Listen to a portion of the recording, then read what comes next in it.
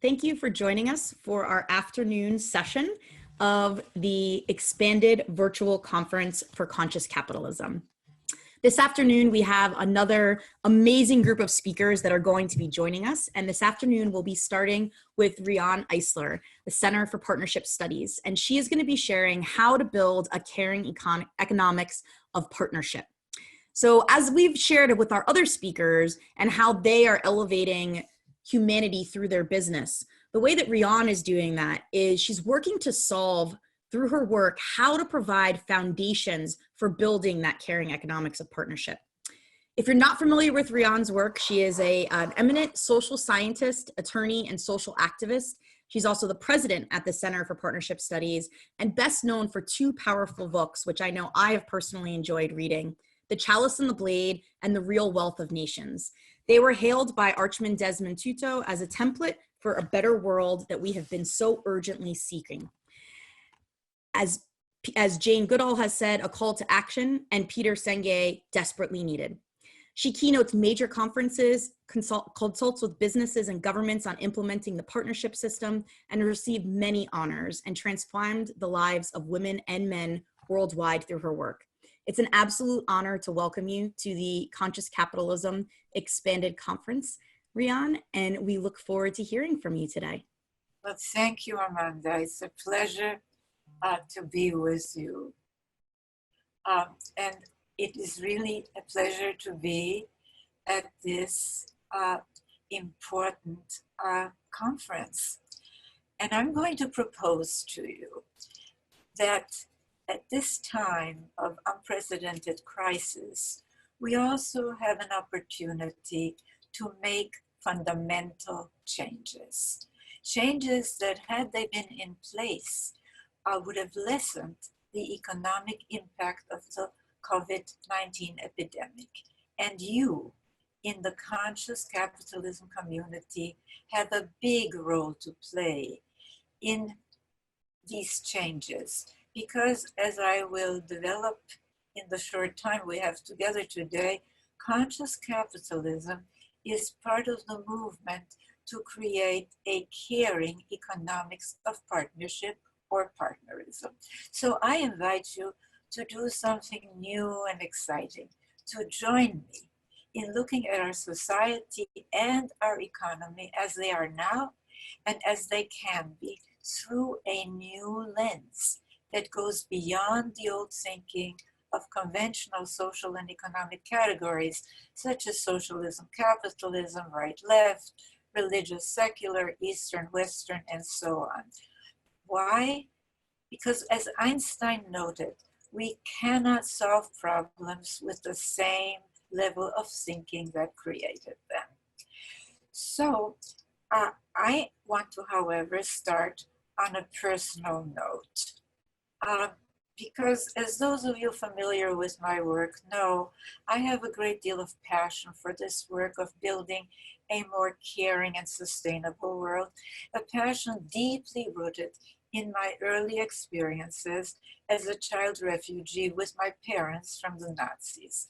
By a miracle, we were able to escape my native Vienna in the middle of the night with only what we could carry. And since my parents had been able to purchase entry permits to Cuba, I grew up in the industrial slums of Havana, where I witnessed another injustice, the terrible poverty of so many people, while others lived in those days in luxury. And these were, of course, traumatic experiences, and they led me to questions that I'm sure many of you have asked at some point in your lives. Do we have to have so much insensitivity, cruelty, violence, or are there alternatives? And if so, what are they? And it was these questions that many years later animated my research as well as writing, leading to books such as The Chalice and the Blade, which, by the way, is now in its 56th printing in the US and 27 foreign editions, and The Real Wealth of Nations, which provides the frame for what I call caring economics of partnerism. capitalism, an economics that preserves the sound elements of capitalism or markets, but goes beyond both capitalist and socialist theory to the new, more humane and sustainable economics we so urgently need today. Now, the present COVID virus crisis made it clear that in addition to markets and businesses, we need governments. We need specifically business and government policies that recognize what unfortunately neither socialist nor capitalist economic theory does: the economic value of caring practices and policies, the kind of economic system that supports conscious capitalists who do care about people and nature. Now, to build this new economics, we have to first understand what has kept us back, which takes us to a basic structural problem. The fact that conventional economic domain or map only consists of the market, government, and to some extent illegal economic sectors, with no mention of the economic contributions of the three life-sustaining economic sectors: the natural economy, the unpaid community economy, and the household economy, which is why in the Real Wealth of Nations, I introduced a new economic map that includes the natural economic sector, the unpaid community economic sector, and the household economic sector, showing the urgent need for a caring economics of partnerism. And we must, at this time of crisis, starting right now, build this new economics so we don't go back to the old uncaring normal, not only for environmental and human reasons, but for purely economic reasons. Consider that in our knowledge service age, as economists keep telling us, the most important capital is what they call high quality human capital. And we know from both psychology and neuroscience that whether this high quality human capital of resilient, flexible people able to learn, work with others, quickly adapt to new circumstances, including new technologies, whether this is or is not produced largely hinges on the quality of care and education children receive early on. In other words, on the work that in both capitalist and socialist theory is relegated to reproductive rather than productive work, which takes us to an underlying problem that we must make visible if we are to have a more caring and effective economics. And this is that, as in many cultures and subcultures still today, at the time that Smith and Marx developed their economic theories in the 1700s and 1800s, caring work was considered, quote, just women's work, to be performed for free in male-controlled households. So as late as the mid-19th century, when Marx wrote about socialism, and even later in many places, women's work in both homes and the markets was legally the property of their fathers or husbands. So much so that if a woman was negligently injured, she could not sue for these injuries. Only her husband could for loss of her services. All of which takes us back to what I started with: the need for new language, new social and economic categories, because linguistic psychology has long told us that the categories provided by a culture's language channel our thinking, making it almost impossible to envision other possibilities. And the social categories we inherited, and this is critical, basically ignore nature and pay scant, if any, attention to the majority of humanity, women and children. And obviously, If we only look at part of a picture, we can't see the whole picture, which is why a colleague of mine calls our familiar social categories weapons of mass distraction. Now, that's why, drawing from my decades of research, I introduced two new social categories, which transcend right-left, religious-secular, Eastern-Western, and so forth. The categories of the partnership system and the nomination system. And these categories show connections that actually would be obvious if it were not concealed, if these connections were not concealed by conventional studies of society, which at best marginalize how a society constructs childhood and gender roles and relations. And what the nomination and partnership systems show is that there is an integral relationship between how a society constructs childhood and gender relations on the one hand, and whether its politics and economics are equitable or inequitable. Now, the partnership and domination systems recognize what our old categories don't, what we know from psychology and now also from neuroscience, that what children experience and observe early on directly impacts how our brains develop, and hence how people think, feel, and act, including how they vote and work. Indeed, it's largely through childhood and gender roles and relations that children first learn what's considered normal, moral, even inevitable. And this explains why, whether for Hitler's authoritarian rightist or Stalin's authoritarian leftist regime, or for Eastern and Western religious fundamentalist leaders, a top priority has been preserving or returning to an authoritarian, rigidly male-dominated, highly punitive, traditional family.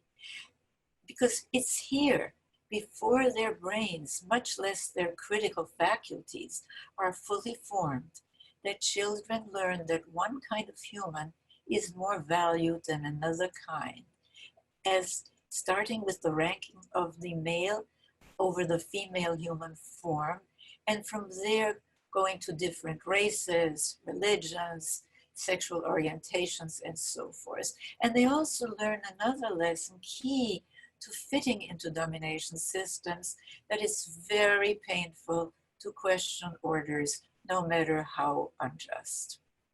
Now, women are half of humanity. So if women are discriminated against in the workplace and the home, for example, in some developing nations, girls are not only given less education, but less health care, even less food. And if women do most of the care work for free in families, and as they do for poverty wages, for the most part in the market, all this will have a negative effect, not only on women and children, but on a nation's quality of life. So, as a matter of fact, there's something else we have to pay attention to. Globally, the mass of the world's poor and the poorest of the poor are women and their children. But the reason for the connection between the status of women and the nation's general quality of life go much deeper to the dynamics of domination and partnership systems, because these are systems that have a gendered system of valuations in which caring, caregiving, and nonviolence are devalued as soft or feminine, whether in women, men, or in social and economic practices and policies. So there never seems to be enough money for anything stereotypically considered soft or feminine, like caring for children, people's health, or keeping a clean and healthy environment. And clearly, this devaluation has had a negative effect on general quality of life. But as I noted earlier, the economic effects are a disaster in our post-industrial knowledge information economy, when, as I said, the most important capital is increasingly what economists like to call, quote, high quality human capital. And this bears repeating. It's because neuroscience shows that whether people's capacities are or are not developed largely hinges on the quality of care and education children receive. So investing in caring for and educating people is the best investment a nation can make. Now, I want to move to five steps we can take to move to a new economics that can meet our unprecedented global, environmental, social, and economic challenges. The first step is recognizing that our old economic systems of capitalism and socialism came out of more rigid domination times back in the 1700s and 1800s. And we need a new economics that goes beyond them in our post-industrial era. This does not mean we should, so to speak, toss out the baby with the bathwater. We should retain and strengthen the partnership elements in both the market and government economies, leave the domination elements behind, but go further to a new economics that recognizes that the real wealth of nations, the real wealth of our world is not financial. And we see this every day as stock markets seesaw up and down, that our nation's real wealth consists of the contributions of people and of nature. So we need what we have not had: economic rules, practices, policies that give visibility and real value to the most important human work: caring for people starting in early childhood, caring for our Mother Earth. The new economics I call a caring economics of partnerism. Now, what we're really dealing with and struggling to read behind is not capitalism or markets. It's domination economics, whether it's ancient or modern, Eastern, as in the old Chinese empire, the Indian caste system, Middle Eastern chiefdoms, or Western, as in feudal or mercantilist times. With today's mega corporations, yes, the new fiefdoms on a much larger global scale. And from this perspective, you see that neoliberalism and its, quote, trickle-down economics is actually a continuation of traditions of economic domination, where those on bottom are supposed to content themselves, as in feudal times, with the scraps dropping from the opulent tables of those on top. Now, the second step, as I mentioned, is recognizing that economic systems are inextricably interconnected with the larger social system in which they're embedded, and specifically whether this system orients to domination or partnership. And each system, of course, has very different values that influence economic systems. Now, the good news is that we do not have to start from scratch. If you look at modern history through the lens of the partnership domination scale, because it's always a matter of degree, you see that over the last centuries, at least in some world regions, we have been movement toward the partnership side again. And I emphasize again, because the evidence is accumulating that for the vast majority of the millennia of human societies, our original direction was in a partnership rather than domination direction, as summarized in many books, including my books, The Chalice and the Blade, Sacred Pleasure, and the recently published Oxford University Press, Nurturing Our Humanity. Now, all progressive modern social movement actually, if you look at them from this perspective, challenge the same thing: traditions of domination. The Enlightenment Rights of Man movement challenged the, quote, divinely ordained right of kings to rule their, quote, subjects. The feminist movement challenged the, again, divinely ordained right of men to rule the women and children in the, quote, castles of their homes. The abolitionist civil rights, anti-colonial movements challenged the, quote, divinely ordained right of one race to rule over another. The movements for economic justice, they challenged traditions of top-down economic rule. The anti-violence movements, both the peace movement and the more recent movement, which is vital for real systems change, to end traditions of intimate violence, because there is a pandemic of violence against women and children in homes globally that has only in recent decades, as we've moved more to the partnership side, been recognized. These two movements challenge the use of violence to impose one's will on others. And the environmental movement, it challenges yet another tradition of domination, our once hallowed conquest of nature, that at our level of technological development could do us in. But, and this is very important, these movements challenging traditions of domination have primarily focused on dismantling the top of the domination pyramid, politics and economics as conventionally defined, with far less attention paid to domination in childhood and gender relations, thereby leaving the foundations on which domination systems keep rebuilding themselves in regression after regression in place, which is again why we need to leave behind old ways of thinking. Which takes me to the third step for moving to a caring economics of partnerism. And this is debunking the old assumption that caring policies and practices are not economically effective.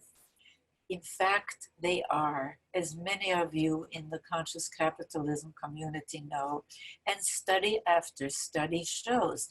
Just one example, companies regularly listed in Working Mothers or Fortune 500 as the best companies to work for, companies that care for their employees, have good health care, child care, flex time, parental leave, and other caring policies, they have a substantially higher return to investors. And not only do businesses that have caring policies do extremely well, so also do nations. And we see this in nations that at the beginning of the 20th century were so poor they had famines. Nations like Finland, Norway, Sweden, that have in recent times regularly been in the highest ranks of the World Economic Forum's global competitiveness reports. And a major factor in this dramatic change is that they pioneered caring policies such as high quality childcare, universal health care, stipends to help families care for children, elder care with dignity, generous paid parental leave. And by the way, even in our global, inextricably interconnected economy, these policies have somewhat helped to buffer these nations from the COVID-19 economic disaster. Now, these are not ideal societies, but they have a generally good living standard, low poverty and crime rates, high longevity and happiness rates. They're also ahead in using solar energy and other clean power sources, and they show the enormous return on investment in caring for our most important assets, people and nature. However, and this is very important, this did not happen in a vacuum. It happened because these nations moved to the partnership side of the partnership domination scale, which, as you have seen, supports conscious capitalism. First, in contrast to domination systems of authoritarian rule in both family and state or tribe, and this bears emphasizing, there is more democracy and equality in both the family and the state. Second, in contrast to domination systems where rigid rankings are ultimately backed up by fear or force, they have been trying to leave behind traditions of violence. They pioneered the first peace studies, the first laws, and this is related, prohibiting physical discipline of children in families. They have a strong men's movement to disentangle so-called masculinity from its equation with domination and violence. And third, rather than the rigid ranking of the male half of humanity over the female half of domination systems, they have much more fluid gender roles and much more equal partnership between women and men in both family and state. For example, 40 to 50% of their national legislators are female. And as the status of women rises, what happens is that men no longer find it such a threat to their status, to their, quote, masculinity, to embrace stereotypically feminine traits, activities, and policies. So men too vote for more caring policies in these nations, which sometimes call themselves caring societies. And this is another very important point. Contrary to what we're sometimes told, all this happened not because these are relatively small, homogeneous societies. Look, there are other small, homogeneous societies that are very domination-oriented, hardly embracing caring values. Moreover, and this is important, they are not socialist nations. They have a very healthy market economy, which takes me to the fourth essential step toward a more realistic and effective caring economics of partnerism, changing our measures of economic health. And I can't emphasize this enough, because consider that the most popular measure, GDP, includes activities that actually harm and even take life. Making cigarettes, the resulting medical and funeral costs, they're great for GDP.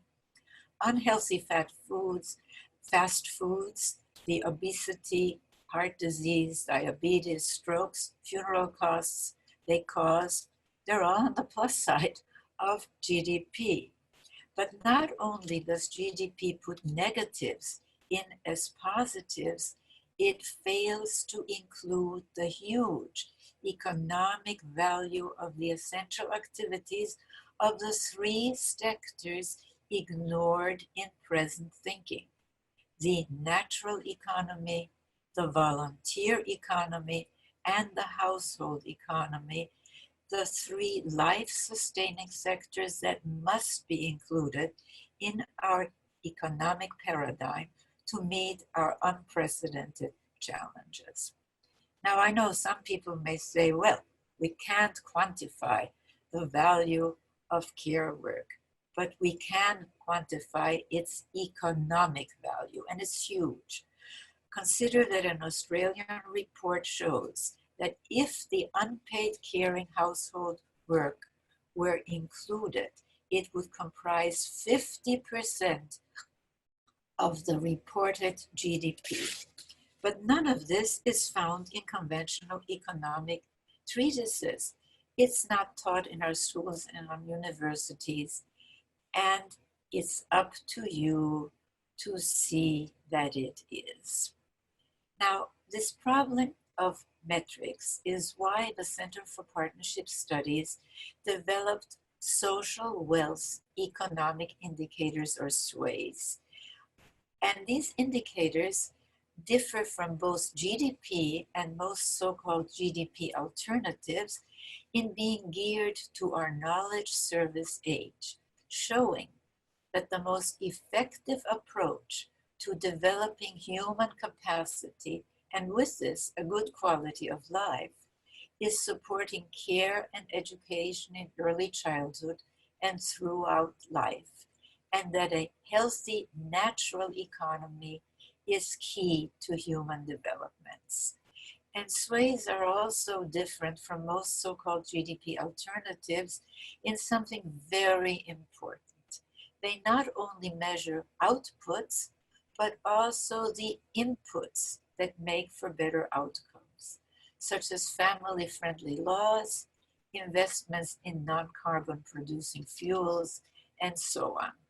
For example, social wealth economic indicators and the new social wealth index we're now working on, combining and condensing them into one like GDP, show that the United States invests less than any other developed nation in family-friendly policies, less than half. And not coincidentally, it has the highest infant and maternal mortality rates and the highest child poverty rates of any OECD nation, with 1/5 of our children growing up in poverty. So SWAYS and the new social wealth index we are now developing provide the missing information that policymakers and all of us need to make sound economic decisions. All of which takes us to the fifth action, urgently needed. For people such as you, people in the conscious capitalism community, to come together to support caring government policies at all levels. Policies that the COVID-19 crisis shows we urgently need, not only during this pandemic, but because they are cost effective and we are the only developed nation without them. Policies such as paid sick leave and parental leave, high quality and accessible childcare and early childhood education, good nutrition for children, higher pay and status for caregivers and teachers, tax breaks and subsidies, not for companies that all too often harm people and nature, but for companies that care for people and nature. All investments in human capacity and a more humane and sustainable world. There is much more I would like to discuss with you, but I want to close by inviting you to join me in disseminating the information I briefly shared, especially about the Social Wealth Index now being developed by the Center for Partnership Studies. So for more information, please get in touch with me at center@partnershipway.org or with Laura Hall, who is a member of our SWAY team and whose wonderful book, The ABCs of Conscious Capitalism, many of you already know. Or you can go to centerforpartnership.org. Together we can build a new economic system that supports caring for ourselves, others, and our Mother Earth, a caring economics of partnerism. So let's do it for ourselves, our children, and generations to come. I thank you. Thank you so much, Riane. It's been a pleasure hearing from you. And as we've heard in the early part of the day, how the philosophy of conscious capitalism, and just prior to this, Jay Jakub with Mars talking about the economics of mutuality. This is all about partnering together and finding collaborative and innovative ways to build that new world together. Thank you for the invitation to join you, and we really appreciate your time today.